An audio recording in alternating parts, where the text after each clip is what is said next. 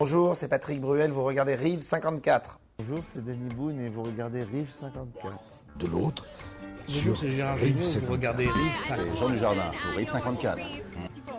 Rive 54. C'est Rive 54. C'est Rive 45. Bonjour et bienvenue dans Vue sur Rive 54. En 2007 sortait Un secret. C'était l'occasion pour nous de rencontrer Patrick Bruel, Julie Depardieu et le réalisateur Claude Miller. Tout passe par le regard au cinéma. Les mots ne sont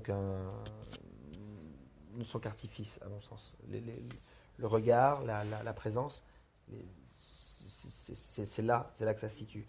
Un sentiment n'a pas besoin d'être expliqué, presque pas exprimé. Et on peut faire dire en plus à un regard ce qu'on veut au cinéma. Oui, et puis je crois qu'on aborde dans ce film des domaines, notamment sur le plan affectif ou même sexuel, qui font partie de l'indicible. C'est-à-dire que dans la vie, on ne fait pas des grands discours sur ces choses-là, ou on est gêné de faire des grands discours sur ces choses-là. En général, si on va jusqu'à dire avec des mots à une femme qu'on l'aime ou qu'on la désire, ça s'arrête souvent là. On ne va pas faire... Il n'y a que dans les tragédies classiques du XVIIe siècle que l'on fait des alexandrins là-dessus. Et moi, je me sens plutôt un réaliste. Et donc, j'essaye d'être au plus près de la vérité. Et la vérité, c'est le secret, c'est le silence, c'est le jardin secret des gens.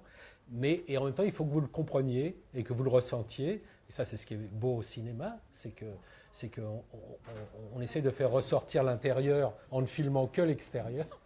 Et c'est ce qui est intéressant. Mais c'est vrai que c'est les regards qui vous aident, c'est le choix des acteurs, ce qui se passe entre eux, une espèce de chimie qui marche ou qui ne marche pas. Et c'est à la fois comme un jeu, comme si on jouait sur le tapis du casino. Et ça, des fois ça marche, des fois ça ne marche pas. Mais c'est ce jeu-là qui est le plus amusant, qui est de se dire, est-ce qu'on va pouvoir tout dire avec le moins de mots possible? On avait un bon garde-fou avec notre metteur en scène, qui peut pas aller avec son caractère et son fonctionnement. Il pouvait pas tomber dans quelque chose de... le mot pathos, quelque chose comme ça. Comment on se prépare? C'est très particulier parce que on m'a demandé l'autre jour, est-ce qu'on sort indemne d'un film comme celui-là? Moi j'ai répondu, on rentre pas intact dans un film comme celui-là. C'est beaucoup de blessures, c'est beaucoup d'histoires, c'est beaucoup de choses. C'est pas une préparation de 3 mois ou de... C'est pas un entraînement pour si, il y a de l'entraînement sportif, évidemment, ça je l'ai fait comme tout un chacun, pour essayer d'être crédible et j'y suis allé, hein. Mais c'est vrai que la douleur collective, la mémoire, les événements personnels, et puis le rapport aux enfants.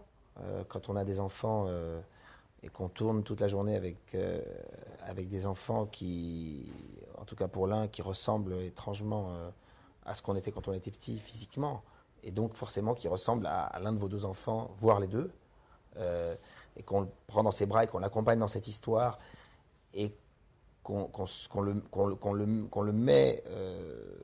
met à le regarder, et à ramener l'image de son propre enfant dessus pour essayer de se nourrir. Mais ça a un double tranchant, c'est qu'à un moment donné, c'est pour le meilleur et aussi pour le pire, et donc le pire vous met dans un état de douleur, de violence et quasiment insurmontable par moment. Donc quand c'est insurmontable, est-ce qu'on laisse l'insurmontable passer pour servir le personnage et le film, ou est-ce qu'on est hors sujet? Et c'est là qu'il faut avoir un œil aiguisé, averti et très serein là-dessus. Mais la préparation, c'est la méthode caractère et situation, hein. Qui je suis et qu'est-ce que je fais dans cette situation.